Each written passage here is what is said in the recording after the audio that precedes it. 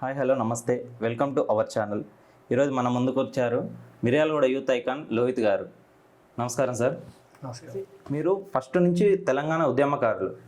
తెలంగాణ ఉద్యమంలో చాలా గొప్పగా పార్టిసిపేట్ చేశారు. మరి తెలంగాణ పార్టీని వదిలి మళ్ళీ కాంగ్రెస్కి ఎందుకు వెళ్ళాలనిపించింది మీకు? ఇక్కడ పాయింట్ చెప్తున్నాను. 2014లో ఒక 2-3 సీట్లు టీఆర్ఎస్కి వచ్చిన, మిగతా అన్ని కాంగ్రెస్ స్వీప్ చేసింది. ఎంపీ కూడా కాంగ్రెస్ స్వీప్ చేసింది. ఓకే. తర్వాత 2018 ఎలక్షన్స్లో మన మునుగోడు కాంగ్రెస్ మునుగోడు మన హుజూర్నగర్ కాంగ్రెస్ గెలిచింది. తర్వాత బై ఎలక్షన్లో కాంగ్రెస్ ఓడిపోయింది హుజూర్నగర్లో.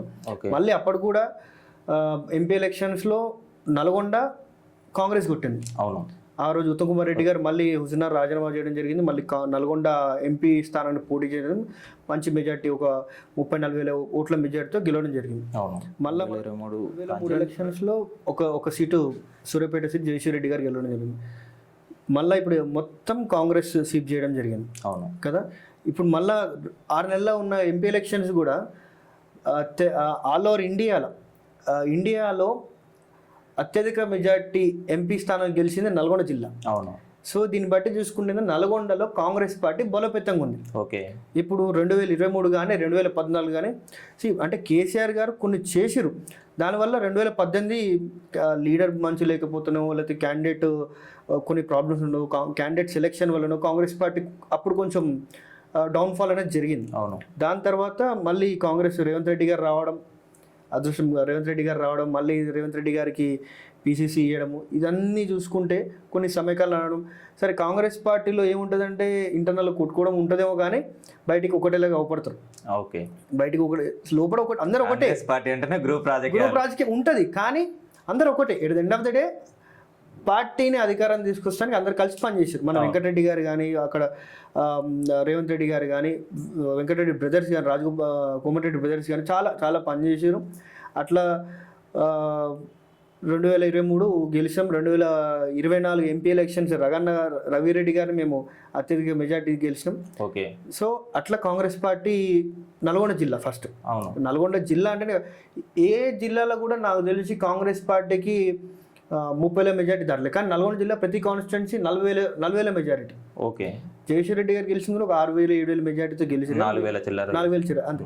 మిగతాదంతా అన్ని సూర్యాపేట మన సాగర్ జయవీరన్న కానీ, మిర్యాలగూడ బత్తుల లక్ష్మారెడ్డి గారు కానీ, కోదాడ కానీ, హుజూర్నగర్ కానీ, మునుగోడు కానీ, నల్గొండ, దేవరకొండ, నకరేకల్ 40,000-50,000 మెజార్టీతో ప్రతి క్యాండిడేట్ అంటే క్యాండిడేట్ మీద ఉన్న నమ్మకం, పార్టీ మీద ఉన్న నమ్మకం. సరే, ఇంకో పాయింట్ చెప్పేందంటే ప్రతి 10 సంవత్సరాలు ఒక డికేడ్ అంటారు. ఒక డికేడ్కి జనాలలో మార్పు అనేది సహజం. అది కూడా ఒక మార్పు కోరుకుంటారు. మార్పు కోరుకోవడం ఒకటి, వీళ్ళు క్యాండిడేట్స్ మంచి క్యాండిడేట్స్ కావడం ఒకటి. బాగా ఫెచ్చింగ్ కాంగ్రెస్ పార్టీ అధికారంలోకి రావడం జరిగింది. ఓకే.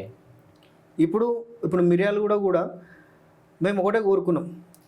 మిర్యాలగూడలో 2018లో అమరేందర్ రెడ్డి గారికి టికెట్ రావాలని కోరుకున్నాం. కానీ అది కాంగ్రెస్ పార్టీ అధిష్టానం డిసిషన్ ఫైనల్ కాంగ్రెస్ పార్టీలో. ఆ రోజు ఇంకా అదృష్టం ఏంటంటే ఒక బీసీ బిడ్డ జాతీయ నాయకుడు ఆర్ కృష్ణయ్య గారు రావడం మా అదృష్టం అనుకున్నాం. కానీ ఓడిపోవడం మా దురదృష్టం అనుకున్నారు.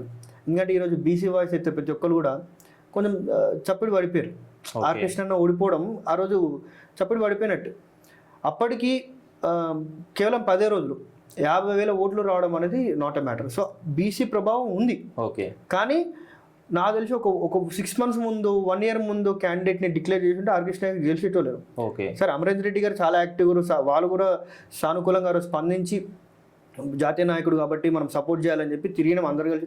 అమరేందర్ రెడ్డి గారితోనే మా ప్రయాణం నడిచింది. 2023 అమరేందర్ రెడ్డి గారు టీఆర్ఎస్లో పార్టీ పోవడం ఉందా కూడా మేము ఆయనతో పాటు మా ప్రయాణం నడిచింది. చాలా మంచి ప్రయాణం మాది ఆయనతో. చాలా మంచి సంబంధం కూడా. అంటే ఒక మామకి అల్లుడుకున్న సంబంధం అనుకోండి, అన్నకి కొడుక్కి తండ్రికి ఉన్న సంబంధం అనుకోండి, అంత మంచి సంబంధం. అన్న అంటే మాకు ఇప్పటికీ అభిమానం. మరి అంతా ఉండే మీరు ఆయన టీఆర్ఎస్లో పోతుంటే మీరు ఎందుకు పోలేకపోయారు? ఎందుకు పోలేదు అంటే నేను కాంగ్రెస్ పార్టీని నమ్మిన, కాంగ్రెస్ పార్టీ సిద్ధాంతాలను నమ్మిన. 2017 ఎప్పుడైతే కాంగ్రెస్ పార్టీలో జాయిన్ అయినాం, 2018లో ఆర్ కృష్ణ గారు నిలబడ్డారని చెప్పింది కదా. సో అప్పుడు 27వ వార్డులో ఆ రోజు నేను ఒక్కనే. అవును, అదే మీ గురించి మేము ఎంక్వైరీ చేసింది ఏంటంటే గత ఎన్నికల్లో ఎమ్మెల్యే బిఎల్ఆర్ గారికి అన్ని వార్డుల కంటే మీరు ఇన్ఛార్జి తీసుకున్న వార్డులలో మెజార్టీ ఎక్కువ వచ్చిందని విన్నాం. కానీ ఇప్పుడు మీరు స్థానిక ఎమ్మెల్యేతోనే అభివేదాలు ఉన్నాయి కదా మీకు. అది ఏం లేదు. నేనేం చెప్తున్నా అంటే చెప్తున్నా 2018లో నేను ఒకరిని పని చేసినాం. సో ఒకటి చెప్తున్నా నవీన్, అమ్ముడు పోయేటోడు ఎప్పుడైనా లొంగుతాడు. అవును, అమ్ముడు పోను అంటే నిజాయితీగా మాట్లాడేటప్పుడు నిక్కాసుగా ఉంటాడు, నిజాయితీగా ఉంటాడు. డబ్బుకు ఆశపడు. నాకైతే డబ్బు ఆశలేదు. ఓకే. 2018లో కూడా ఆర్ కృష్ణ గారి గెలుపు కోసం పనిచేసిన అదే కాంగ్రెస్ పార్టీ కోసం. నేను ఇన్ఛార్జ్ తీసుకొని అప్పుడు నా ఏజ్ 21, 22 అది ఉంటుంది, 20, 21 అంతే. Next 2019 MP election Uttam Kumar Reddy గారి కోసం పనిచేసినాం. ఆర్ కృష్ణ గారు నిలబడేటప్పుడు మా వార్డులో వచ్చిన మెజారిటీ ఏంటంటే మాకు 200 మైనస్. అంటే ఆ రోజు భాస్కర్రావుకి చాలా ఆయన చేసిన అభివృద్ధి కానీ భాస్కర్రావు గారికి ఉంది, చాలా ఉంది. ప్లస్ ఆ రోజు ఏంటంటే అమరేందర్ రెడ్డి గారికి కూడా టికెట్ ఇల్లని చెప్పి కొంతమంది కాంగ్రెస్ పార్టీకి పనిచేయడం బంద్ చేశారు. ఆయన మీద అభిమానం ఉంటుంది. కాబట్టి మేమేంటంటే నేను పార్టీని నమ్మిన కాబట్టి, పార్టీ సిద్ధాంతాలు నమ్ముతున్నా కాబట్టి, కాంగ్రెస్ పార్టీ కోసం పనిచేస్తా అని ఒప్పుకున్నా కాబట్టి, ప్రమాణం చేసిన కాబట్టి ఆ రోజు నేను ఆర్ కృష్ణయ్య గారి కోసం చాలా కష్టపడ్డాను. ఓకే, చాలా కష్టపడ్డాను.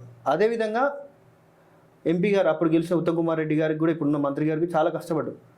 తర్వాత వచ్చిన కార్పొరేట్ అంటే మున్సిపల్ ఎలక్షన్స్లో సరే అప్పుడు నాకు 22 వచ్చినాయి. పోటీ ఇప్పుడు 21 దాటితే కౌన్సిల్ ఎవరైనా పోటీ చేయొచ్చు. ప్రజెంట్ ఇప్పుడు మైనంపల్లి రోహిత్నే తీసుకుందాం, అన్నకి 26, 27 ఇన్ బిట్వీన్ అంతే ఉంటాయి. బట్ ఇప్పుడు ఎమ్మెల్యే కాలేదా? అంతే. యశస్విని రెడ్డి గారు కూడా చాలా మంది ఉన్నారు. ఏజ్ తో సంబంధం ఏంటంటే 21 ఇయర్స్ ఏబోవ్ ఉంటే ఎవరైనా పోటీ చేయొచ్చు. అంటే కొన్నిటికి పోటీ చేయొచ్చు, సర్పంచ్ కానీ, ఎంపీటీసీ కానీ, జెడ్పీటీసీ కానీ. బట్ ఎమ్మెల్యే అంటే they need to cross 25. So 2020లో లోకల్ బాడీ ఎలక్షన్స్ అంటే కౌన్సిల్. 2014లో మా తల్లిగారు పోటీ చేసారు. అవును. సో నేను కొన్ని కార్యక్రమాలు చేసుకుంటూ కొన్ని చేసుకుంటూ చూస్తూ ఉన్నాం. ఇప్పటికన్నా అప్పుడు ఇప్పుడైనా కొన్ని ఎక్కువ చేసాం, కానీ అప్పుడు కొన్ని చేసాం. ఎందుకు చెప్పుకోవద్దు కానీ ఉన్నది చెప్ప. కొన్ని చేసుకుంటూ పోయినాం, జనాలలో తిరిగినాం, యాక్టివ్గా ఉన్నాం, 2 ఎలక్షన్స్ చేసినాం. అంటే ఒక 21 ఏళ్ళ యువకుడు ఒక ఎమ్మెల్యే ఎలక్షన్స్ని ఒక వార్డులో చేయగలిగిందంటే అప్పుడు నాకు అర్థమైంది, okay I can do anything. నాకు అర్థమైంది ఆ రోజు. సరే మెజారిటీ వచ్చిందా, ఓడిపోయినామా, గెలిచినామా అని కాదు, గెలుపు వచ్చేదాకా నిలబడమే నేర్చుకోవాలని ఆ రోజు డిసైడ్ అయినా దాని మీదే ఉన్నాం. 2020 జనవరిలో లోకల్ బాడీ మున్సిపల్ ఎలక్షన్ కావడం, నేను నామినేషన్ చేసిన. అమరేందర్ రెడ్డి గారి పిలిచి తిట్టిరు కూడా, ఈ ఏజ్లో అంటే అవసరం లేదు, కొంచెం టైం ఉందని చెప్పి. సో ఓకే 22 ఏజ్, సరే మనం ఫినాన్షియల్గా కూడా మనం స్ట్రాంగ్ ఉండాలి. మీకు తెలుసా కార్యక్రమాలు ఏం చేయాలి, తర్వాత గెలిచిన తర్వాత కొన్ని కార్యక్రమాలు అంటే గెలవడానికి ఎంత ఫినాన్షియల్ కావాలో. సరే నేను ఫినాన్షియల్ స్ట్రాంగ్ ఉన్నానో లేదో తెలుసు తెలియదు, కానీ అనాలి సార్ నా మంచి కోసం అన్నాను అనుకుంటా. నామినేషన్ వేసినాం. ఆ రోజు నామినేషన్ వేసిన తర్వాత నెక్స్ట్ డే సడన్గా బిఎల్ఆర్ గారు, అప్పుడు సామాజికవేత్త ఆయన, సేవా కార్యక్రమాలు చేస్తున్నాం, సడన్గా he join to Congress party. We were shocked. అదే చిలుకూరి బాలు గారు కావచ్చు, వీళ్ళందరూ తీసుకుపోయి జాయిన్ చేశారు. అమరేందర్ రెడ్డి గారి పాత్ర కూడా ఉంది. బిఎల్ఆర్ గారు కాంగ్రెస్ పార్టీకి రావడం, అమరేందర్ రెడ్డి గారి పాత్ర 100% ఉంది. జాన్ రెడ్డి గారు కూర్చోబెట్టి ఆ రోజు స్ట్రైట్ అమరేందర్ రెడ్డి గారు కానీ, బిఎల్ఆర్ కానీ, ఆ రోజు ఎమ్మెల్యే భాస్కర్రావు గారికి సవాల్ ఇచ్చి బిఎల్ఆర్ గారిని నిలబెట్టి, అవును చైర్మన్ క్యాండిడేట్ని నువ్వు డిక్లేర్ చేయి, మేము మా కాంగ్రెస్ పార్టీ నుంచి చైర్మన్ క్యాండిడేట్ డిక్లేర్ చేసాం. ఈ పాయింట్లో ఏమైందంటే సిపిఎం ఎలయన్స్ కావడం, రంగారెడ్డి గారు మాజీ ఎమ్మెల్యే రంగారెడ్డి గారు సిపిఎం ఎలయన్స్ అయింది మిర్యాల కూడా. మున్సిపల్ ఎలక్షన్ వరకు సిపిఎం ఎలయన్స్. అంతకుముందు జెడ్పీటీసీ ఉపేంద్ర రెడ్డి గారు పోటీ చేయడము, విజయసింహారెడ్డి గారు గెలవడం, 46 ఓట్లు 50 ఓట్లతో గెలిచారు. అది ఎగ్జాక్ట్ తెలియదు. విజయసింహారెడ్డి గారు, ఉపేంద్ర రెడ్డి గారు జెడ్పీటీసీ పోటీ. అప్పుడు కూడా కాంగ్రెస్ సిపిఎం ఎలయన్స్ ఉంటుండే. ఎప్పుడు ఆ టైంలో అది కంటిన్యూ వచ్చింది. ప్రజెంట్ కూడా అదే కదా, అదే ఎలయన్స్ లో ఉంది. బట్ ఆ టైంలో కూడా ఎలయన్స్ నడుస్తుంది. మున్సిపల్ ఎలక్షన్ కూడా కంటిన్యూ అయితేనే ఉంది. అయితే ఆ రోజు ఉన్న పరిస్థితి ఏంటంటే సిపిఎం క్యాండిడేట్లే కొంతమంది టికెట్లు ఇవ్వాలి. సో నామన గోపీనాథ్ గారు అని వాళ్ళ నాన్నగారు మాకు పక్కన సంబంధించి ఏరియాలో ఆయన ఒక మా వార్డులో కొంత భాగం ఆయన రూల్ చేసింది ఆ టైంలో కౌన్సిలర్గా. ఆయన స్టిల్ సిపిఎంఏ. కొడుకు కాంగ్రెస్ పార్టీ అయినా తండ్రి సిపిఎంఏ అంటాడు. సోమయ్య గారు సిపిఎం సోమయ్య అంటారు. నామన్ గోపీనాథ్ గారిని చిలుకూరు వారు చుట్టం అవుతారు, సన్నిహితుడు. వారు పిలిపించారు. సరే ఏజ్లో పెద్దోడు, కొంచెం ఆర్థికంగా ఉంది, అన్ని విధాలుగా ఉండు ఆ రోజు. అవును. సో నేను నామినేషన్ చేసిన, బాలన్న పిలిచిండు, చిలుక బాలన్న పిలిచిండు, టైం ఉంది ఇప్పుడు కాదు, ఏజ్ ఉంది, ఈసారి మనం బిఎల్ఆర్ అని గెలిపియాలి, 80% బిఎల్ఆర్ అని చైర్మన్ చేయాలి మనం. ఓకే. ఆ రోజుకి ఎమ్మెల్యే టాపిక్ లేకుండే, లేదు, బిఎల్ఆర్ గారు ఎమ్మెల్యే టాపిక్ లేకుండా, జస్ట్ నేను కౌన్సిలర్ అయితేనా లేదా కూడా అనుకోలేదు, బట్ అతను చైర్మన్ ఈ రోజు ఎమ్మెల్యే అయ్యిండు. మాకున్నది ఏంటంటారు, చైర్మన్ చేయాలి, బిఎల్ఆర్ గారిని ఖచ్చితంగా చైర్మన్ చేయాలని ఉంది. డైరెక్ట్ చైర్మన్ ఓటింగ్ వచ్చి ఉంటే ఆ రోజు కాంగ్రెస్ పార్టీకి కంపేరింగ్ టీఆర్ఎస్ పార్టీకి, కాంగ్రెస్ పార్టీకి ఓవరాల్ ఓటింగ్ కాంగ్రెస్ పార్టీకి ఎక్కువ మెజారిటీ ఉంది. బట్ ఏంటంటే చైర్మన్ కాలేదు, చైర్మన్ డైరెక్ట్ ఓటింగ్ లేదు కదా. సో ఆ రోజు ఏమైందంటే కౌన్సిలర్లు గెలవడం జరిగింది. మా వార్డుకి వచ్చేసరికి చెప్పినగా సోమయ్య గారు కొడుకుండు, ఎట్లా ఆయన కంటెస్ట్ చేస్తానంట. సరే పిలిచి మా బాలన్న పిలిచి, మా టైం సార్ మన ఏజ్ కాదు, మేబీ కాదేమో, ఇంతమంది చెప్తున్నా మనం వినాలి. మా గురువు గారు అమరేంద్ర రెడ్డి గారు చెప్పిన వినాల్సిందే. ఇప్పుడు బాలన్న కూడా మంచి మాకు సన్నిహితుడే, ఆయన చెప్పిన వినాలి కాబట్టి విన్నాం. విని ఆ రోజు పని చేసినాం, హార్ట్ఫుల్గా పని చేసినాం. బిఎల్ఆర్ అన్న గెలవాలనే పని చేసినాం, గోపీనాథ్ గెలవాలని పని చేసినాం. కానీ అవతల క్యాండిడేట్ ఓడిపోవాలనేది పని చేయలేము. ఎందుకంటే గెలుపు ఓటం వల్ల జనాలు చేతి, అవతల క్యాండిడేట్ ఓడిపోయింది, మీరు ఎట్లా గెలుస్తారు అనుకోరు. యుద్ధం గెలవాలంటే అవతల చంపవలసిన ఓడకూడదు సరిపోతుంది. అదే మరి ఓడించాలనే కదా. అదే అంటే ఎలక్షన్లో కూడా నువ్వు ఎప్పుడైతే అవతల గురించి ఆలోచిస్తావో ఓడిపోవాలని నీకు భయం పట్టుకుంటుంది. అదే నువ్వు ఎప్పుడు నీ ఫోకస్ నీ గెలుపు మీద ఉంటే నీకెందుకు భయం. ఓకే, నీ ఫోకస్ నీ గెలుపు మీద ఉండాలి. నువ్వు గెలవాలని ఉండాలి, పక్కన ఓడిపోవాలని అసలు అనుకోద్దు. నా పాయింట్ అది, నేను గెలవాలి. ఓకే, గెలుపు అంటే నేను గెలిస్తాను, ఓడిపోతాను, ఆయన గెలిచి కాదే. నాది ఎట్లుంటుంది అంటే నేను గెలవాలి అంతే. నేను గెలిస్తే నాకు గెలుపు అనుకుంటా. ఓకే, లేదు వాడిని ఓడగొట్టాలి, వాళ్ళకి వెళ్ళి చెప్పి వాడిని ఓడగొట్టాలి, వాడిని ఓడగొట్టడం, ఇది ఇది ఇది నాకు తెలిసి కరెక్ట్ రాజకీయం కాదు. రాజకీయమే కాదు, ప్రజెంట్ ఉన్న రాజకీయమే అది కదా. ప్రజెంట్ ఉన్న రాజకీయం ఎట్లుందంటే, ఒకరిని నేను పీఠం ఎక్కాలంటే 10 మందిని తొక్కుకుంటూ పోవాలనే రాజకీయం నడుస్తుంది. దాన్ని మార్చడానికి యువకులు రావాలంటాడు. యువకులకు తెలియదు. యువకులు ఇప్పుడు ఉన్న యూత్కి ఒకరిని తొక్కడం తెలియదు, హార్ట్ఫుల్గా పనిచేయడం తెలుసు. నేను చెప్తున్నా కదా, ఇప్పుడున్న యూత్కి హార్ట్ఫుల్గా పనిచేయడం తెలుసు.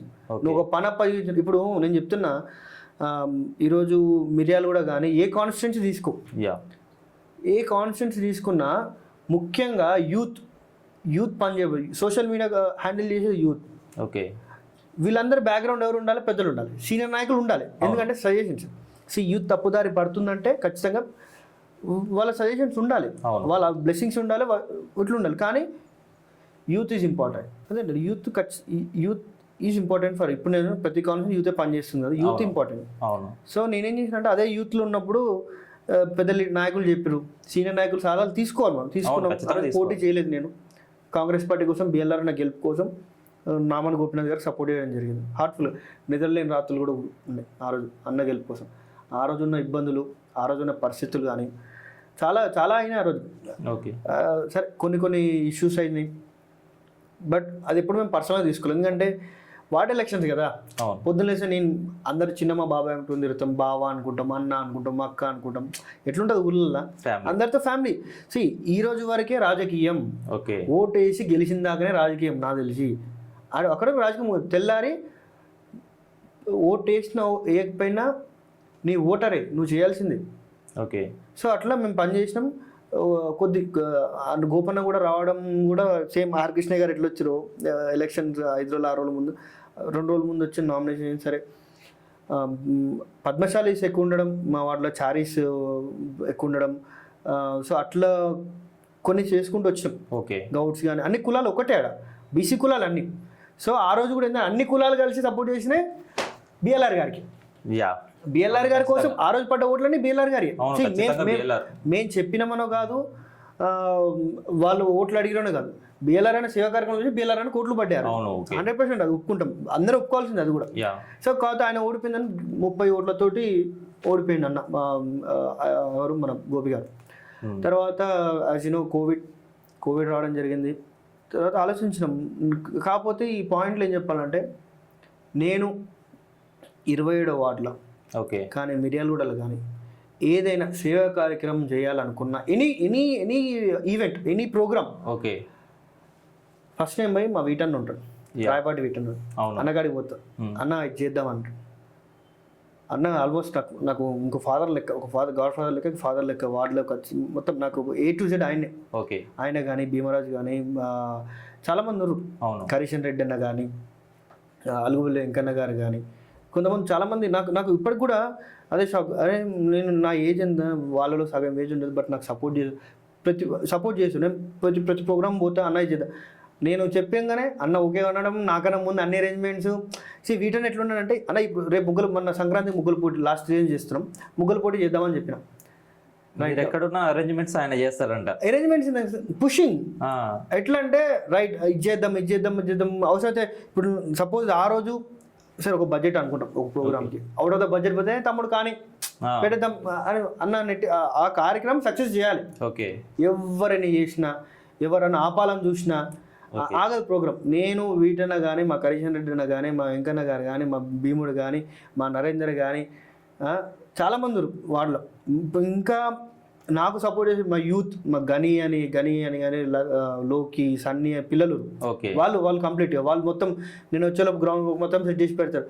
అన్న మొత్తం వాళ్ళు సెట్ చేస్తారు. బట్ మేము ఏంటంటే ప్రతి ఇంటికి పోవడం, అమ్మ మేము ప్రోగ్రామ్ చేస్తున్నాం రండి, నేను ప్రతి ఇంటికి పోయి ఇన్వైట్ చేస్తాను. నేను ప్రోగ్రామ్ చేస్తే ప్రతి ఇంటికి పోయి ఇన్వైట్ చేస్తాను. బికాస్ అదొక పండగలాగా చేస్తాం కాబట్టి, పండగ చేసేటప్పుడు మనం ఇంటికి పోయి ఇన్వైట్ చేస్తామో చేయమా.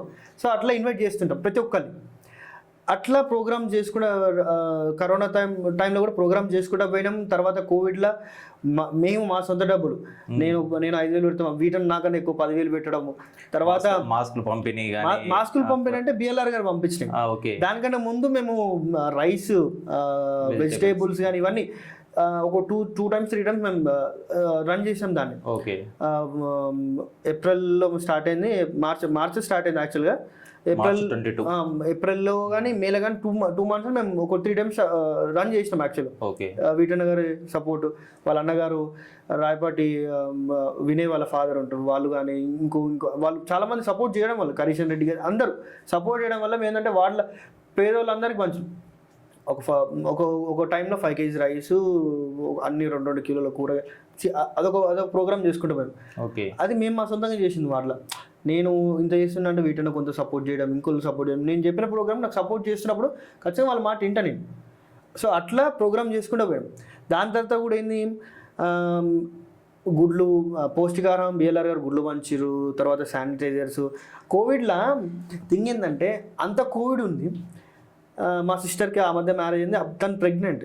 బట్ నేను అసలు ఐ డిడ్ంట్ కేర్ అనమాట ఆ టైంలో. వీ నీడ్ టు గో, ఖచ్చితంగా చెయ్యాలి.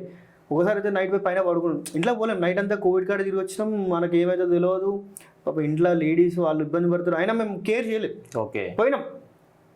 ఈవెన్ దో ఆ రోజు BLR గారు ఈ కరోనాకి సంబంధించిన కిట్లు పంపిస్తుంటే మేము డైరెక్ట్, నీకు సపోజ్ యువర్ కోవిడ్ పర్సన్, మేము డైరెక్ట్ పోయి ఆయన పలకరించి ఆయన చేతికి పెట్టి డోంట్ వరీ అని మేమందరం చెప్పొచ్చు. మా రోజు అవన్నీ చేసినాం, సేవకులు అన్నీ ఇప్పుడు కూడా నడుస్తూనే ఉంటాయి.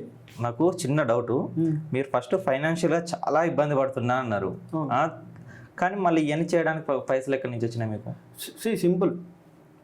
నేను ఒక సాఫ్ట్వేర్ ఎంప్లాయీ, రిక్రూటింగ్లో ఒక మేనేజర్ వర్క్ చేస్తున్నాను.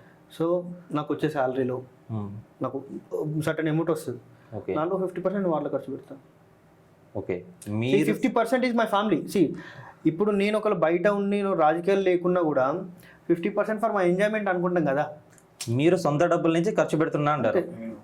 సో నాకు వచ్చే శాలరీలో 50% నేను జనాలకు ఖర్చు పెట్టుకుంటాను, జనాలను మా కుటుంబం ఖర్చు పెట్టుకుంటాను. ఇంకో 50% మా పేరెంట్స్ అనుకుంటాను. అందరు నా కుటుంబమే, నా వార్డెన్ నా కుటుంబమే, మా ఫ్యామిలీ అని నా కుటుంబం, అందరు కుటుంబం అనుకుంటా. కాబట్టి ఖర్చు పెట్టాలంటే లక్షలు పెట్టవలసిన లేదు. ఒక మనిషికి ఎంతవరకు అవసరం ఉందో అంతవరకు పెడుతున్నారు. మీరు ఇప్పుడు మనిషికి ఎంతవరకు అవసరం అయితే అది అంటున్నారు, కరెక్టే. ఏ పండుగ చూసినా సరే, లైక్ వినాయక చవితి కావచ్చు, శ్రీరామనవమి కావచ్చు, రంజాన్ కావచ్చు, క్రిస్మస్ కావచ్చు, ఎక్కడ చూసినా మీరే కనపడతారు. దానికి కారణం ఏంటి? దానికి కారణం ఏంటంటే అన్ని పండుగలు చేసుకుంటాం మనం. ఇప్పుడు మనం ఒక ఊరు మంది. అవును, సరే ఇప్పుడున్న సమీకరణాలు వేరు, కానీ ఇన్ ద సెన్స్ ఏం చెప్తున్నా అంటే అందరం ఒకటే. సో రంజాన్కి నా ఇంటికి మనకు సేమియా పంపుతారు, చిన్నప్పటి నుంచి ఉంది. అవునవును. వాళ్ళు మనం పోయి రంజాన్కి పోయి మటన్ బిర్యానీ తిన్నాము, చికెన్ బిర్యానీ తిన్నాము, ఇది నడుస్తుంటుంది. మిరియాల కూడా ముస్లిం జనాభా కూడా ఎక్కువ ఇంకా. చాలా మంచి స్నేహితులు నాకు. హమీద్ అనే ఫ్రెండ్ ఉండు, ఇప్పుడు అజర్ భాయ్, ఇప్పుడు current youth president youth Congress అన్న కూడా చాలా మంచి సన్నిహితుడు నాకు. అన్న కూడా చాలా కష్టపడి వస్తుంది కూడా, అన్న కూడా చాలా మంచి సన్నిహితుడు నాకు. సో అట్లా మైనార్టీ అనే కాదు, ఇప్పుడు దినేష్ అన్న ఉండు, దినేష్ అన్న క్రిస్టియన్ క్యాండిడేట్, బట్ నాకు అట్లే మేము అదేం ఉండదు. ఒక క్రిస్టియన్ ముస్లిం అందరం అన్నదమ్ములే మాట, అందరం ఒక ఫ్యామిలీ లెక్క ఉంటాం కాబట్టి. సో రంజాన్ వచ్చింది, రంజాన్ వాళ్ళకి ఎంత ముఖ్యమైన పండుగ అందరికి తెలుసు మనకి. సో మనం ఏం చేయగలుగుతాం, ప్రతి సంవత్సరం మీరు తోఫాలు పంచుతారు. తోఫాలు పంచుతాము. వినాయక చవితుల కంటే కొంత అన్నదానాలు ఇక కామన్ అయ్యి, శ్రీరామ్ అంటే మనకు గుడి ఉంది, సరే వాళ్ళు చెప్పి మనం ఉంటుంది. ఇక నాకేంటంటే దసరా సంక్రాంతి ఇంపార్టెంట్. ఒకటి తెలంగాణ పండుగ, ఒకటి మన పండుగ. Dasara is important. దసరా రోజు ఏంటంటే నాకు ఎవరైతే సన్నిహితులు దగ్గర అందరిని దగ్గరికి పిలుచుకుంటా, ఆ రోజు ఒక్కడ కూర్చొని అందరం భోజనాలు చేయడం, హ్యాంగ్ అవుట్ కావడం, ఇదంతా ఉంటుంది కామన్. ఇది దసరా అంటేనే అది మనకి. సో అట్లా దసరా పండుగ మంచిగా చేసుకుంటాం. సంక్రాంతి ఇప్పుడు మనకేంటంటే సంక్రాంతి అంటే మహిళలకి చాలా ఇష్టమైన పండుగ. వాళ్ళు రెడీ కావాలి, ముగ్గులు వేయాలి, వాళ్ళకి అదొక ఇంట్రెస్ట్ ఉంటుంది. సంక్రాంతి అంటే మీకు కూడా ఇంట్రెస్ట్ పెట్టుకుంటా, ఎందుకంటే సంక్రాంతికి మీరు మిర్యాలగూడలోనే ఉంటారు. ఆ డే ఖచ్చితంగా ఉంటా. ఎందుకంటే సంక్రాంతి ఇప్పుడు ఇవన్నీ చేసే జెంట్స్ వాళ్ళందరూ హ్యాపీగా ఉంటారు, యూత్ హ్యాపీ అందరు. లేడీస్ ఎప్పుడు హ్యాపీ కావాలి. అందుకే వాళ్ళ కోసం లాస్ట్ 3 years 4 years నుంచి ప్రతి సంక్రాంతికి నేను ఇబ్బందులు ఉన్నా, నాకు ఏ ఇబ్బంది ఉన్నా, ఎక్కడున్నా సంక్రాంతి మాత్రం ఖచ్చితంగా లేడీస్, మా వార్డు ప్రజలు లేడీస్, మా వార్డు అందరు పక్క వార్డులో అందరు పార్టిసిపేట్ చేస్తారు. వాళ్ళకి ఏంటంటే ఒక ఎంటర్టైన్మెంట్. మనం ఇచ్చే గిఫ్ట్, మనం ఇచ్చేది ఏదో లెక్క కదా వాళ్ళకి. అందరూ ఆ రోజు ఏమైతే తెలుసా మీకు తెలియని ఏంటంటే, ఇప్పుడు ఇక్కడ ఉండిపోయేటోళ్ళు అక్కడికి పోతుంటారు, రెంటెడ్ హౌసెస్ ఉంటాయి, వాళ్ళందరూ ఒక్కడ కలుస్తారు. అందరు ముచ్చట్లు పెట్టుకుంటారు, మంచి ఒక ఆనందకరమైన ఆ ఏరియా అంతా ఒక హ్యాపీనెస్ అయిపోతాడు, అంతా ఆహ్లాదకరం. అందరూ నవ్వుకుంటూ ముగ్గులు వేసుకుంటూ ఒక ఎంటర్టైన్మెంట్ ఉంటుంది, మంచిగా పాటలు, మంచి డీ సెటప్ ఉంటుంది, పాటలు ఎంజాయ్ చేసుకుంటూ పెడతారు. సో వాళ్ళందరినీ కలపడం కోసం సంక్రాంతి అనుకుంటా. నేనేదో గిఫ్ట్ ఇవ్వాలని కాదు, కానీ వాళ్ళందరినీ కలపడం కోసం సంక్రాంతి అనుకుంటా. నాకు తెలిసి నేను చిన్నప్పుడు పల్లెటూర్లలో చూసేది ఆ వాతావరణం, కానీ మన దగ్గర ప్రతి సంవత్సరం సంక్రాంతికి ఆ వాతావరణం తీసుకొస్తారు ఖచ్చితంగా. ఎందుకంటే లేడీస్కి, మహిళలకి ఇంపార్టెంట్ అదే. వాళ్ళకి ఏం చేయగలుగుతాం మనం, వాళ్ళకి చేయాల్సింది ఇదే. ఒక ఎంటర్టైన్మెంట్ పరంగా తీసుకుపోతే యాక్చువల్ మేము మొన్న దసరాకి దాండియా ప్లాన్ చేసిండు. సో కొన్ని కారణాల వల్ల అది ఆగిపోయింది. బట్ నెక్స్ట్ ఇయర్ ఖచ్చితంగా మిర్యాలగూడలో దాండియా ప్లాన్ చేస్తాం. కంప్లీట్ మిర్యాలగూడని ఒక ఎంటర్టైన్మెంట్ తీసుకొని మేము రెడీగా ఉన్నాం. అందరిని కలుసుకొని ఎంజాయ్ చేసేది. కొంచెం లైఫ్లో కష్టపడతాం అయ్యా, ఇబ్బందులు ఉంటాయి, అన్నీ ఉంటాయి, బాధలు ఉంటాయి, కష్టాలు ఉంటాయి, అన్నీ ఉంటాయి. బట్ ఒక్కరోజు అందరితో కలిసి హాయిగా ఎంజాయ్ చేసుకుంటూ ఉండాలి. ఏదైనా ప్రతిరోజు ఉండాలని కోరుకుంటాం, బట్ అది సాధ్యం కాదనుకో. బట్ ఏదైనా ఒక రోజు మన వల్ల, మన ద్వారా, పలానా లోహిత్ చేసిండు. సో ఇప్పుడు అదే నడుస్తుంది వాటిలో కూడా లోహిత్. అందుకని ఏం చేస్తాను అనేది పేరు ఒక బ్రాండ్ అయిపోయింది.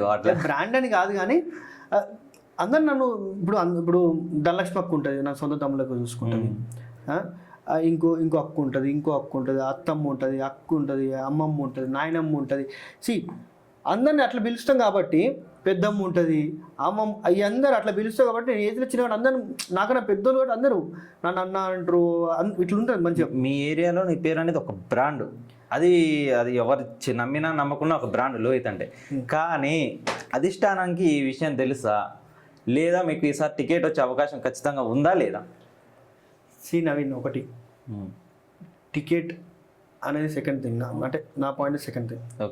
పోటీ చేయడం ఫస్ట్ థింగ్ నాది. ఎమ్మెల్యే గారు ఏం చెప్పారంటే సర్వే చేపిస్తాను చెప్పారు. సర్వే ప్రకారం టికెట్లు ఉండరు. నాకు ఇంకో ఉత్సాహభరితం ఏంటంటే, ఎప్పుడైతే మీనాక్షి నటరాజన్ గారు వచ్చారో మేడం ఒకటే చెప్పింది, ఎవరైతే కష్టపడ్డారో వారికి కాంగ్రెస్ పార్టీలో ప్రిఫరెన్స్ ఉంటుంది.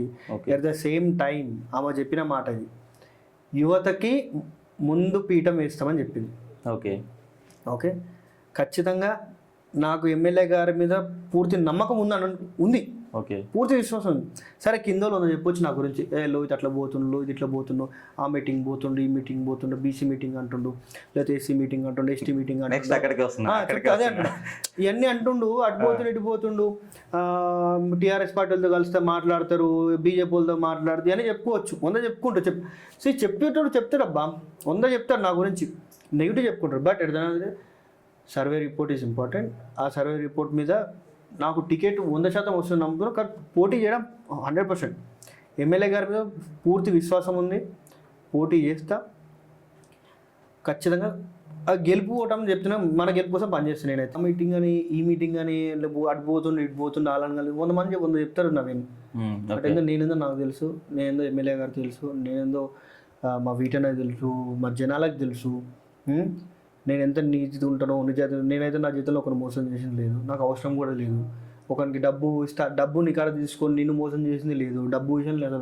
ఎందుకంటే నా కాడ ఉంటే పెడతా, ఓకే, లేదంటే ముఖం మూలో లేదని చెప్తా. Okay, done. సో ఇస్తా అని చెప్పి ఇట్లా మనకు వద్దు, మనకు లేదు, అది రాదు కూడా. ఓకే, నాకు ఇంత ఆర్థికంగా ఉన్నా సరే, ఇప్పుడు ఖచ్చితంగా ఈ మనిషికి సాయం కావాలి అంటే అవసరమైతే మా తల్లిదండ్రుల కాడ తీసుకుంటా. ఓకే, నాకు సపోర్ట్ చేసి మా రాజేష్ అన్న ఉంటాడు. ఓకే, పర్సనల్గా నా ఫ్యామిలీలో మా ఐడియల్ రాజేష్ అన్న ఉంటాడు.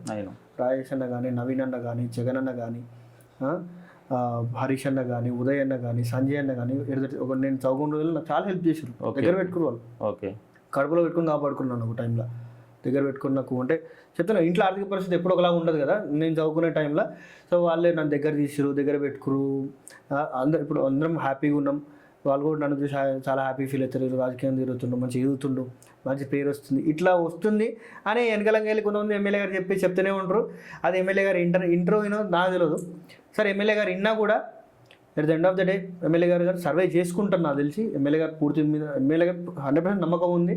ఓకే, శంకర్ నాయక్ గారి మీద నమ్మకం ఉంది, 100% నమ్మకం ఉంది. కాబట్టి రగన్న మీద ముఖ్యంగా రవిరెడ్డి గారి మీద చాలా నమ్మకం ఉంది. ఎందుకంటే రగన్న కూడా యూత్ని ఎంకరేజ్ చేస్తారు. జగీర్ అన్న కానీ రగన్న కానీ యూత్ ఎంకరేజ్. రేపు టికెట్ వస్తుందా రాదా అనేది కూడా వస్తుందని నేను చెప్తా, రావాలి కూడా. కష్టపడ్డాం కాబట్టి మాకు కాదు ఇంకెవరికి ఇస్తారు బాస్. ఇస్తారు, చాలా మంది ప్రయత్నిస్తారు టికెట్ కోసం. ఒక 3-4 ఉన్నారు ప్రయత్నంలో. ఇస్తారు, ప్రయత్నంలో తప్పలేదు. మీకంటే సీనియర్లు అని చెప్పుకుంటున్నారు కదా.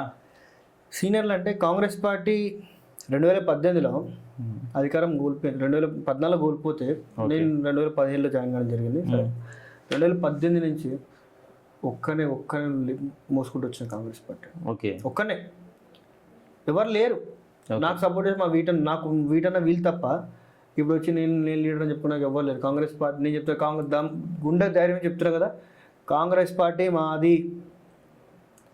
మేము కష్టపడి తెచ్చుకున్న అధికారులు తెచ్చుకున్నాం. పిఎల్ఆర్ గారికి నేను కష్టపడి 400 మెజార్టీ తీసుకొచ్చాను. వాళ్ళు అవును 397 చేంజ్ మెజార్టీ తీసుకుని వచ్చినాం. అది వాస్తవం. ఆ రోజు ఎవరు బూత్ లెవెల్ స్టార్ట్ చేస్తే, బూత్ ఏజెంట్ల కానించి, ప్రచారం కానించి మీకు కొన్ని వీడియోస్ పంపుతా, తర్వాత మీరు ప్లే చేసుకోవచ్చు. ఓకే, ప్రచారం వీడియోస్ నేను ఒక్కనే అవపడతా. అందరూ వచ్చిపోయేటోళ్ళే, చూసిపోయేటోళ్ళే. కానీ బట్ నాకు నమ్మకం ఉంది. మాకు ఇక్కడ ఒక సందేశం ఏంటంటే, మీరు ఎమ్మెల్యే గారి గురించి చాలా గొప్పగా చెప్తారు, బిఎల్ఆర్ గురించి గొప్పగా చెప్తారు. మీరు ఒక సభ పెట్టారు, అది బీసీ గర్జన అని. బీసీ సభ పెట్టారు. బీసీ సభలో తీన్మార్ మల్లన్న వచ్చి మీ ఎమ్మెల్యే గారిని ప్లస్ సొంత పార్టీ నాయకులు, మంత్రులను కావచ్చు, ఇతర నాయకుల్ని కావచ్చు, నోటికి ఇష్టం వచ్చినట్టు తిట్టడం జరిగింది. దాంట్లో ఆ సభలో ముఖ్య పాత్ర మీరు పోషించారు. దానికి కారణం ఏంటి? సింపుల్ నవీన్, నేను కూడా చెప్తా. అందరు ఇదే అనుకుంటారు, చెప్పాలి దీని గురించి కూడా. మా ఎజెండా ఏంది? నేను ఒక బీసీ బిడ్డ. ఆర్ కృష్ణయ్య గారు వచ్చినప్పుడు కూడా మేము ఇంత పెద్ద సభ పెట్టలేదు అనుకో. చిన్న చిన్న మన ఇప్పుడు ఆర్ఎన్బి గెస్ట్ హౌస్లో కానీ, లేకపోతే ఆర్ కృష్ణ గారు పోటీ కానీ పని చేస్తాం భయ్య. ఒక బీసీ బిడ్డగా మేము పని చేసినాం, తప్పలేదు. ఆ రోజు ఉన్న సమయంలో బీసీ నాయకులు వస్తారు. ఆ రోజు ఆర్ కృష్ణ గారు రావాల్సిందే, జాజుల శ్రీనివాస్ గౌడ్ రావాల్సిందే, లింగం గౌడ్ రావాల్సిందే. నెక్స్ట్ అదెందుకు స్టేజ్ మీద ఉన్నారు కదా, నేతి సాగర్ గారు, నెక్స్ట్ అందరూ చెరుకు సుధాకర్, ఉద్యమకారులు మొదట పీడీ యాక్ట్ పడ్డది తన వారి మీద. వారు నల్గొండకు సంబంధించిన తండు సైల్ గౌడ్ గారు కానీ, పిల్లి రామారాజు గారు కానీ, మాజీ రిటైర్డ్ ఐఏఎస్ చిరంజీవులు గారు కానీ, బీపీ మండల్ చైర్మన్ అప్పట్లో బీపీ మండల్ గారు మనోడు, వారు ఇతర రాష్ట్రాల నుంచి కూడా వచ్చారు ఆ మీటింగ్కి. So at the end of the day మా పాయింట్ ఏంది, ఒక బీసీ బిడ్డగా ఒక బీసీలని చైతన్యవంతం చేయాలి, మా పాత్ర ఉంటుంది. Okay done. మేము చైతన్యవంతం కావాలి, మాతో పాటు బీసీ బిడ్డలు కావాలి. మేము అది క్వశ్చన్ ఎవరు అడగాలి? మల్లన్న గారిని కాదనట్లే కదా. ఆయన ఎందుకు తిట్టింది? మీరు మల్లన్న గారిని అడగాలి. ఇప్పుడు మేము మీరు సభ పెట్టింది మీరే కదా, సభకి ఇన్వైట్ చేసింది మీరే కదా. అవును. తర్వాత మీరు దాని గురించి ఏమైనా ఖండించారా? నేను చెప్పండి. ఇప్పుడు సరే మీరు మల్లన్న గారిని అడగమంటున్నారు, మేము అడుగుతాం దానికి డన్. కానీ ఆ క్వశ్చన్ని మీరు మల్లన్న గారిని ఖండించారా? మేము ఎట్లా ఖండిస్తాం? ఒకే పార్టీ మాది. ఒకే పార్టీ వ్యక్తిని తిట్టారు కదా. ఇప్పుడు బిఎల్ఆర్ని తిట్టిండు, పొంగులేటి శ్రీనివాసరెడ్డి గారిని తిట్టిరు, కొమటిరెడ్డి వెంకటరెడ్డి బ్రదర్స్ తిట్టారు. ఇంతమందిని తిట్టినాక సొంత పార్టీ అయినా సరే మీరు సరే బీసీ సభ పెట్టుకుంటే బీసీల గురించి మాట్లాడండి, కానీ ఇలా గలీజ్గా మాట్లాడొద్దని ఒక ఉంటది కదా, వాయిస్ అనేది పంపించారా మీరు? ఇప్పుడు నేనైతే మల్లన్నకు చెప్పేంత పెద్దనైతే కాదనుకుంటా. ఓకే. మల్లన్నకు చెప్పేంత పెద్దనైతే మల్లన్న చాలా చాలా ఇంటలెక్చువల్ క్యాండిడేట్. ఆయన కష్టపడి పైకి వచ్చినోడు, కష్టపడి గెలిచిండు. కాబట్టి నేను అంత పెద్ద మీరు ఎందుకు ఇట్లా మాట్లాడి, నేను ఎంత, నా ఏజ్ ఎంత, ఆయన ఏజ్ ఎంత, ఆయన అనుభవం ఎంత. ఇప్పుడు నేను బిఎల్ఆర్ని కూడా ఒక మాట నేను అడగలేను, ఒక వ్యతిరేకించలేను. ఎందుకంటే వాళ్ళు సీనియర్స్, ఏజ్లో పెద్దోళ్ళు. వాళ్ళు ఏం చేసినా కరెక్ట్ ఉంటుందేమో. మల్లన్న గారు ఏ పాయింట్లో మాట్లాడారు, వాళ్ళకి ఏం ఆయన కూడా మాట్లాడింది అంటే బీసీలకు అవకాశం ఇవ్వాలని మాట్లాడారు. దాన్ని మేము నేను ఏమంటాను అంటే కంప్లీట్గా ఒక మీటింగ్ పెట్టినాం, 100 మంది వచ్చి 100 మాట్లాడతారు బాస్. అవును. నేను మాట్లాడలే కదా. మీరు మీటింగ్ అరేంజ్ చేసింది నేనే, రాత్రి బావులు కష్టపడ్డది, మీటింగ్ పెట్టింది మేమే. కానీ నేను మాట్లాడితే అనాలి. ఓకే. నేను పుజుకున్న నేను సేకి ఎమ్మెల్యే గారు ఇట్లా, లేకపోతే ఎంపీ గారు ఇట్లా, ఆయన ఇట్లా, ఈయన ఇట్లా నేను మాట్లాడలే కదా. మాట్లాడిన వాళ్ళతోటి సరే మాట్లాడారు కదా, మల్లన్న గారు మాట్లాడారు, అసెంబ్లీలో పోతే కలుసుకొని మాట్లాడుకోరు కదా వాళ్ళిద్దరు. ఇప్పుడు వాళ్ళిద్దరు మాట్లాడుకుంటారు. బట్ నేను అడిగేది ఏంటంటే ఇప్పుడు ఆ క్వశ్చన్స్ కానీ ఆ మాటలు కానీ యూత్ని ఏ విధంగా ప్రేరేపిస్తాయి? ఓకే, తీన్మార్ మల్లన్న గారు చేసిన వ్యాఖ్యలు యూత్లో చాలా గలీజ్గా ప్రేరేపిస్తున్నాయి. దానికి మీ స్పందన ఏంటి? గలీజ్ ఏం లేదు, తెలంగాణ భాష అది, తెలంగాణ యాసే అది. ఇప్పుడు నేనేమంటున్నంటే ఇంట్లో నాయన మాట్లాడ్డా, ఓకే, ఇంట్లో అమ్మ మాట్లాడదా, ఓకే, తిడతారు కదా. అంటే కులాన్ని ఉద్దేశించి మాట్లాడొద్దు కదా, ఒక కులాన్ని ఉద్దేశించి మాట్లాడడం జరిగింది. అది మీరు ఆ క్వశ్చన్ నేను చెప్తుందంటే you need to ask to Mallanna actually. ఎందుకంటే we're not opposite to caste, okay, we're equal. But మేము ఏమడుతున్నాం అంటే మాకు కొంచెం ఇవ్వండి. ఓకే, అందరూ ఉంటున్నాం, మేము కూడా ఉన్నాం, బీసీలు అందరూ. ఇప్పుడు మాకు కామారెడ్డి డిక్లరేషన్ ప్రకారం 42% రిజర్వేషన్ రావాలి. ఓకే, అది అమలు చేస్తాను కాంగ్రెస్ పార్టీ అమలు చేసింది. బట్ అది ఎక్కడ ఆగిందో, కేంద్ర ప్రభుత్వం ఆపిందా లేదా? కేంద్ర ప్రభుత్వం కాదండి, యాక్చువల్లీ జరిగింది ఏంటంటే మీ బీసీ గణన అనేది సరిగ్గా జరగలేదంట కదా, అది మీ మల్లన్ననే బయట పెట్టారు. అంటే నేనేమంటున్నానంటే నాకు తెలిసి మా వార్డులో అయితే మంచి జరిగింది. బీసీ మా ఏరియా మిర్యాలగూడ జరిగిందని అనుకుంటాను. ఎందుకంటే నేనున్నా కులగణన చేసేటప్పుడు మా ఏరియాలో పెద్ద ఒక్కటి నేను కవర్ చేసుకున్నట్టు నాకు తెలియతే మా ఏరియాలో నడిచింది. సరే కొన్ని ఇప్పుడు హైదరాబాద్ ఉంది, హైదరాబాద్ ప్రాంతాల్లో జరగకపోవచ్చు, ఓకే, జరగకపోవచ్చు, అది వాస్తవం. ఓకే, కానీ I'm not the person who can judge with the government judge చేసి మనం అంత కాదు. టైం వచ్చినప్పుడు అన్నీ బయటపడతాయి కాబట్టి ఖచ్చితంగా ఏమైనా ఉంటే ప్రూఫ్ కరం మాట్లాడుకోవచ్చు మనం. Okay, I don't have any proof కాబట్టి నేను మాట్లాడలేదు. మేము మళ్ళీ హ్యావ్ సమ్ ప్రూఫ్స్ అనుకుంటున్నా. సో ఆయన మాట్లాడతాడు, నాకు అక్కడ ప్రూఫ్ ఉంటే నేను మాట్లాడతాను. నాది ఇంకొక చిన్న క్వశ్చన్, మీరు వచ్చిన కంటే యూత్ అంటున్నారు.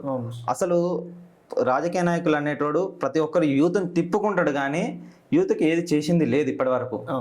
మీరు ఒకవేళ అధికారంలోకి వస్తే యూత్కి ఏం చేద్దాం అనుకుంటున్నారు? నేను అధికారం వచ్చినా రాకపోయినా సెకండరీ. నేనైతే ఏమనుకున్నా, ఆల్రెడీ కొన్ని కంపెనీస్తో నేను సాఫ్ట్వేర్ Tro.ai అనే కంపెనీ ఉంది, artificial based product based company. Okay. And also I spoke with my CEO Sharath Tirunagaru. Okay, okay. అండ్ తను కూడా నాకు మంచిగా స్పందించిండు. అట్నే మాకు తెలిసిన కొన్ని కంపెనీస్ ఉన్నాయి, మా friends are working as HRs and some mechanical background and automobile industry, ఇట్లాంటివి కొన్ని ఉన్నాయి మనకున్న హెచ్ఆర్స్ కానీ ఎంత కనెక్షన్. సో అందుకే నేను మనం ఏం చేసిన అంటే ముగ్గుల పోటీ రోజు కూడా అనౌన్స్ చేసినాం, కమింగ్ 2 to 3 months నేను జాబ్ మీద పెడతాను. ఓకే. అయితే ఇప్పుడు వచ్చింది థింగ్ ఏంటంటే ఇది సమ్మర్, డిగ్రీస్ అయిపోలేదు, ఇంకా డిగ్రీ యాక్చువల్ పెట్టాల్సిందే, డిగ్రీ అయిపోలేదు, ఇంటర్ అయిపోతుంది, ఇంటర్ అయిపోయినాయి, రిజల్ట్స్ కూడా వచ్చినాయి. సో ఇప్పుడు పెట్టేదానికన్నా June, July టైంలో పెడితే డిగ్రీ అయిపోతే, బీటెక్ అయిపోతే, అందరూ అయిపోతే రెడీ టు జాయిన్ అన్న పాయింట్లు ఉంటుంది. సో ఇంకో విషయం ఆలోచన, మా వార్డు వరకు పెట్టుకోవాలా లేకపోతే మిర్యాలగూడ వైజ్ పెట్టాలని ఆలోచిస్తే ఇప్పుడు నాకున్న ఆలోచన మిర్యాలగూడ మొత్తానికి పెడదామని మేము అదే ప్లాన్ చేస్తాం. కంప్లీట్ మిర్యాలగూడ కాన్స్టిట్యున్సీ పెడదామని ప్లాన్ చేస్తాం. సో మా పిల్లలు వర్క్ చేస్తారు, మా ఫ్రెండ్స్, నాకు మంచి ఫ్రెండ్స్ బాస్. కొంతమంది ఫ్రెండ్స్ పేర్లు వద్దు కానీ చెప్పొచ్చు, కానీ ఎందుకు మంచి ఫ్రెండ్స్. నేను మా అమ్మ చేస్తా అంటే రైట్ మామ, వాళ్ళు ఏం చేస్తారంటే లోహిత్ అండ్ టీమ్ అని చెప్తారు. ఎవరు మీరంటే లోహిత్ అండ్ టీమ్, వాళ్ళే చెప్తారు. సందీప్ అని, మహేష్ అని, నవీన్ అని చాలామంది, ఇంకో చాలామంది టీం ఉంది కాబట్టి వాళ్ళు పని చేస్తారు నా కోసం. నేను లేకున్నా, ఒకళ్ళు అందుబాటులో లేకున్నా మామ పోయి ఇట్లా తెలంగాణ కాబట్టి మామ అనుకుంటూ పోదాం, ఈ పని చేసి పెట్టండి. వాళ్ళు నేను అందుబాటులో లేకుండా వాళ్ళు ఉంటారు, జనాల కోసం పని చేస్తారు వాళ్ళు. ఓకే. సో అట్లా టీం ఉంది, ఆ టీం కూడా పని చేస్తుంది. మీరు కూడా కాన్సెప్ట్ మొత్తం కూడా త్వరలోనే జాబ్ మీద పెడతాం. ఏది తీసుకొచ్చి 10,000 5,000 ఈ గొర్రెల మందులు అట్లుండదు. ఓకే. విత్ ఫుల్ అంటే ఫ్యూచర్ ఆలోచించి పెడతాం. ఒక నెల రోజులు చేసి బంద్ చేసి వచ్చి వాళ్ళు ఇట్లా కాదు. ఒకవేళ ఫిక్స్ అయ్యారంటే అక్కడి నుంచి వాళ్ళ లైఫ్ కెరియర్ మారాలి.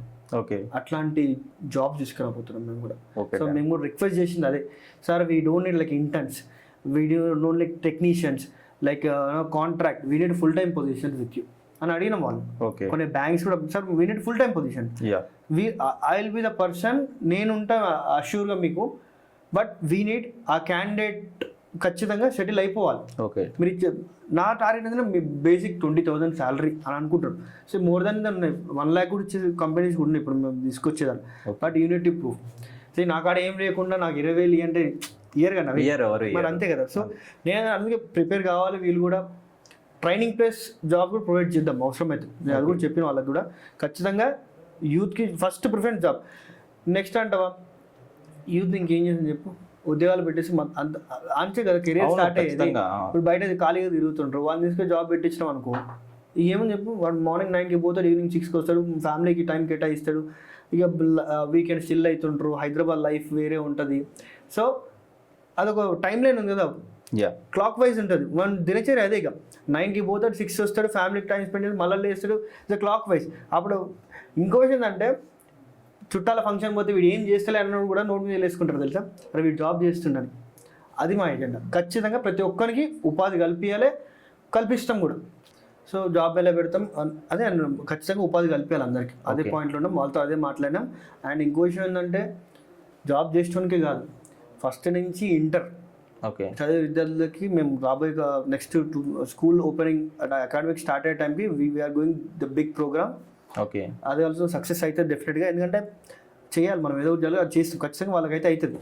అది ప్లాన్. నాకు ఒక చిన్న డౌట్, మీరు ప్రతి ఒక్కరు గవర్నమెంట్ స్కూల్ మీద ఫోకస్ చేసి ప్రైవేట్ అకాడమీస్ మిస్ అవుతున్నారు. దాంట్లో ఫీజులు ఎక్కువ పెంచడంతో చాలా ఇబ్బంది పడుతున్నారు, స్ట్రగుల్ అవుతున్నారు. దాని మీద మీరు స్పందన ఏంటి? అదే నేను ఏం చెప్పినంటే ఆ రోజు కూడా మీరు చెప్పండి, ఓకే ఎవరికి ఇబ్బంది ఉందో, ఓకే ఐదర్ మేము కడతాం లేదంటే కాలేజ్ స్కూల్ ఉందో మాట్లాడతాం. ఇప్పుడు మాకు సురేందర్ రెడ్డి సార్ ఎగ్జాంపుల్ చెప్తా. ఓకే, నేను అది ఒప్పుకుంటా. మీరు కట్టేటట్టయితేనో కట్టండి, లేకపోతే నేను కడతా అనే బదులు ఫీజులు ఏమన్నా ఈ బార్డర్లోనే ఉండాలి అని చేసేది ఏమన్నా ఉందా? అది గత కొన్ని సంవత్సరాల నుంచి అన్ని సంఘాలు కానీ, అన్ని విద్యార్థి సంఘాలు, ఉద్యమ సంఘాలు కానీ కొట్లాడుతూనే ఉన్నాయి. ఇప్పటి కూడా అదే నడుస్తుంది. బట్ అట్లాంటి రేవంత్ రెడ్డి గారు అట్లాంటి జియో తెస్తే వీఆర్ వెరీ హ్యాపీ. ఎందుకంటే నేను చదువుకుని గవర్నమెంట్ స్కూల్లో అంటే ఫీజుల్లో, ఈవెన్ నేను డిప్లొమా పాలిటెక్నిక్ చేసిన, అది గవర్నమెంటే భరించింది. కానీ ఇందులో రాజశేఖర రెడ్డి గారు పుణ్యం ఉంటుంది, ఎందుకంటే ఆయనే స్కాలర్షిప్ తీసుకొచ్చింది కాబట్టి. ఆర్ కృష్ణయ్య గారు, రాజశేఖర రెడ్డి గారు. ఓకే. బీసీ వెల్ఫేర్ హాస్టల్లో ఉన్నా, నేను అక్కడనే తిన్నా. నేను చదివిన ఇక్కడ ఇబ్రహీంపట్నం శ్రీత కాలేజ్ బీటెక్ అక్కడనే చేసిన. సో నాకు ఫ్రీ అంటే తెలుసు. నా వరకు నేను అదే వాళ్ళందరికీ ఉంటే ఇంకొంచెం ఇంకా పోతారు కదా అభివృద్ధికి.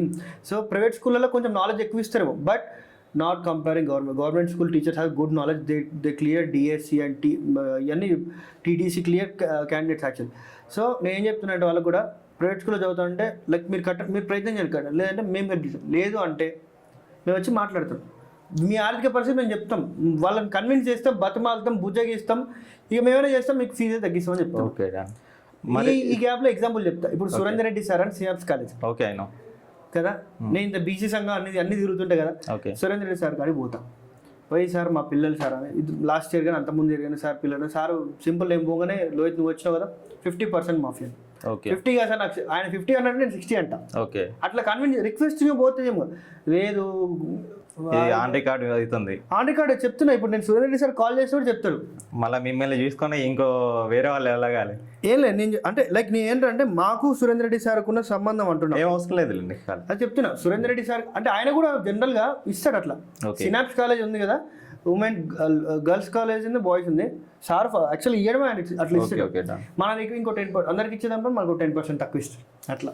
నేను ఇంకో క్వశ్చన్ మిమ్మల్ని, ఇప్పుడు రేవంత్ రెడ్డి గారు సంభాషణ వచ్చింది కాబట్టి చెప్తున్నా, రేవంత్ రెడ్డి గారు ఎలక్షన్ ముందల అసలు నెరవేర్చలేని హామీలు ఎన్నో ఇచ్చాడు. ఒక్క హామీ మా అంటే బస్సు ఒకటి, ఫ్రీ బస్ ఒకటి వచ్చింది, మిగతా ఏమైపోయినాయి? రైతు బంధు పడ్డది కదా, అందరికి పడలే కదా, అందరి అకౌంట్లలో పడలే కదా. ఇంకేముంది, ఫ్రీ ఉచిత కరెంట్ వస్తుంది. నేను ఏమంటున్నానంటే తెలంగాణ ఇప్పుడు ఎప్పుడైతే తెలంగాణ బీఆర్ఎస్ గవర్నమెంట్ దిగిన తర్వాత కాంగ్రెస్ గవర్నమెంట్ వచ్చిన తర్వాత, ఓకే, ఇప్పుడు కేసీఆర్ గారు కూడా రాగానే అయితే ఏం పథకాలు పెట్టలేదు కదా, ఇన్ ద సెన్స్ పెట్టుండొచ్చు అని 2 years టైం పడుతుంది. Like now Congress party is looking like A baby here, born baby. అంటే ఆఫ్టర్ 10 years గవర్నమెంట్ ఫామ్ అయింది. అప్పుడు నాయకులు కాదు, అప్పుడు ఆంధ్ర నాయకులు ఉంటుండే, ఇప్పుడు Telangana complete Telangana. So they need also experience, మనం అన్ని చూసుకోవాలి, టైం పడుతుంది దేనికైనా కదా. ఇంకెంత టైం కావాలి? మేబీ ఇంకో 2-3 months. అంటే మీ రేపు నేను చెప్తా, స్వయాన ముఖ్యమంత్రి గారే మేము అధికారంలో వచ్చిన 100 రోజుల్లో 6 గ్యారెంటీలు ఖచ్చితంగా అమలు చేస్తామని చెప్పారు. అదే అంటున్నా. ఆ టైంలో హరీష్ రావు గారు కానీ కేటీఆర్ గారు కానీ ఒక చెప్పారు, వీళ్ళు చెప్పేది ఉన్న బడ్జెట్కి సానుకూలంగా లేదు అని వాళ్ళు చెప్పారు. కానీ అది వినకుండా రేవంత్ రెడ్డి గారు ఏమన్నారంటే, నాకు బడ్జెట్ గురించి మొత్తం తెలుసు, నేను ఒక 6 నెలల్లో అయితే 100 రోజుల్లో ఖచ్చితంగా నెరవేరుస్తానే ఒక హామీ ఇచ్చాడు. ఇప్పటికి ఎన్ని నెలలు? 17 నెలలు అయింది. కరెక్ట్, దీనిపై 100%. బట్ ఏంటంటే 6 గ్యారెంటీలు కాదు కానీ కొన్ని అయితే చేస్తున్నారు. ఇప్పుడు ఉచిత బస్సు కానీ, పెన్షన్స్ ఇప్పుడు ఆల్రెడీ స్టార్ట్ అయినాయి, అవి వస్తాయి. నెక్స్ట్ కరెంటు కానీ వస్తున్నాయి కదా. సో ఆల్మోస్ట్ 50% 50-60% కవర్ చేసినాం. నేను ఏమంటున్నా అంటే at the end of the day ఏది చేయాలన్నా టైం పడుతుంది. ఓకే, బడ్జెట్ సమీకరణాలు కావాలి, ఏదైనా పగలతో కూడిన పని. కాబట్టి రేవంత్ రెడ్డి గారు కానీ, ఉత్తమ్ కుమార్ రెడ్డి గారు కానీ, కోమటిరెడ్డి వెంకరెడ్డి గారు కానీ, ఈవెన్ ఉన్న మంత్రులు కానీ వాళ్ళు అదే పని మీద ఉన్నారు. నేను అనుకుంటున్నా వాళ్ళు అదే పని చేస్తారు. ఖచ్చితంగా కాంగ్రెస్ పార్టీ మాట ఇచ్చిందంటే ఇది సోనియమ్మ ప్రభుత్వం. హైదరాబాద్, నాకు ఇంకో క్వశ్చన్, హైదరాబాద్ వల్ల ఉపయోగమా నిరుపయోగమా? బాస్, నేనైతే not belongs to Hyderabad. I'm not suppose to answer that question actually. Okay, because నేనేమన్నా నేను జిల్లా స్థాయి జిల్లాలో ఉన్న నాయకుని, జిల్లా లేకపోతే మిర్యాలు కూడా కాన్స్టిట్యున్సీ రిలేటెడ్.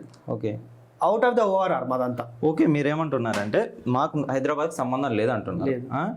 రేవంత్ రెడ్డి హైడ్రా చేసింది మంచిదే అంటున్నారు. 100% మంచిది అంటున్నారు. పేదోని ఇల్లు కూలగొట్టి ఉన్నోని ఆస్తులు కాపాడడం అది మంచిదా? పేదోళ్ళు ఇల్లు కూలగొట్టడం అంటే ఈడ ప్రాసెస్ వచ్చినప్పుడు వీళ్ళంతా హైకోర్టులో పోయి స్టే తెచ్చుకున్నారు. ఎవరు? వీళ్ళంతా ఇల్లు ఆగిన కోర్టులో స్టేస్ ఉన్నాయి కదా. వాళ్ళవి ఇప్పుడు స్టేస్ ఉన్నాయంటే నువ్వు ఈయనకి కూడా అది ఇవ్వచ్చు కదా, నోటీస్ ఇవ్వచ్చు కదా. పేదోనికి నోటీస్ ఇస్తే వాడు కూడా పోతాడు కదా స్టే తెచ్చుకోవడానికి. ఎవరు ఇలే ఆటోమేటిక్ వాళ్ళే మరి ఫస్ట్ వాళ్ళే కూలగొట్టవచ్చు కదా. ఇప్పుడు మీకు ఎక్కడైతే ప్రాబ్లం స్టార్ట్ అవుతుందో, మేజర్ ప్రాబ్లం. లాస్ట్ ఇయర్ 2022లో హైదరాబాద్ వెళ్ళిన అట్లా 2022 అంతే, 2022లో హైదరాబాద్ మొత్తం అట్లా కుదలమైంది. ఎల్బినార్ కానీ ఇప్పుడు ఇదంతా దిల్షుఖ్నగర్ కూడా సర్వనార్ కట్ట దిగితే మొత్తం నిండితే ఇట్లా పోయి చైతన్యపురి నుంచి అటు పోయి మళ్ళీ మనం మూసిలా కలిసేది. కరెక్ట్ పాయింట్ కాడికి వచ్చారు మీరు. అది అప్పుడు సర్వనార్ కట్ట అనే కరెక్ట్ పాయింట్ కాడికి వచ్చారు. సర్వనార్ కట్ట చుట్టూ పెద్ద పెద్ద బిల్డింగ్లు ఉన్నాయి. ఒక్క బిల్డింగ్ నన్నా టచ్ చేశారా హైడ్రా కింద? ఇప్పుడు మీరే అన్నారు. మీరు ఏం చేయాలంటే అప్పుడు ఇక్కడ లోకల్ లీడర్స్ కదా అయ్యా, దాని సంబంధం అంటే I don't know about those content. అక్కడ ఎందుకు ఉన్నాయి, ఎందుకు లేవు అనేది I'm not suppose to answer that question. ఎందుకంటే నాకు తెలియదు ఆ కంటెంట్ ఏంది. అక్కడ ఏమున్నాయి రూల్స్ అనేది ఆ లోకల్ లీడర్ తెలుసు. ఇప్పుడు మా వార్డులో అడుగును, గత 20 ఏళ్ళ నుంచి ఒక పెద్ద ప్రాబ్లం ఉంది మాకు.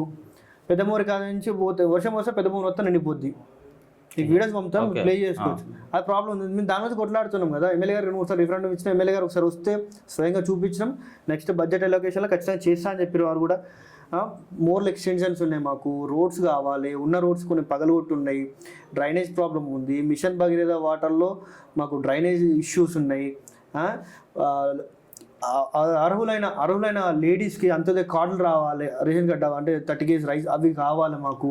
ఇవన్నీ ఇల్లు లేనికి ఇల్లు ఇవ్వాలి, లేకపోతే 5 లక్షలు బీమా 5 లక్షలు ఇస్తే వాళ్ళు ఇల్లు కట్టుకుంటారు. ఇన్ని ప్రాబ్లమ్స్ నేను చెప్తా. హైదరాబాద్ అంటే నేను ఏం చెప్తా, ఇప్పుడు కొన్ని తెలుసు మనకి. కంటెంట్ తెలుసు but I'm not suppose to talk about that. అంటే I'm not the person, correct person కాదు. ఎందుకంటే కంటెంట్ వాళ్ళకి తెలిసిన కూర్చోబెడితే నీకు కరెక్ట్ ఆన్సర్ దొరుకుతుంది. నాకు అది దొరకదు ఆన్సర్ హైదరాబాద్ గురించి. ఓకే ఓకే, యూత్ అంటున్నారు.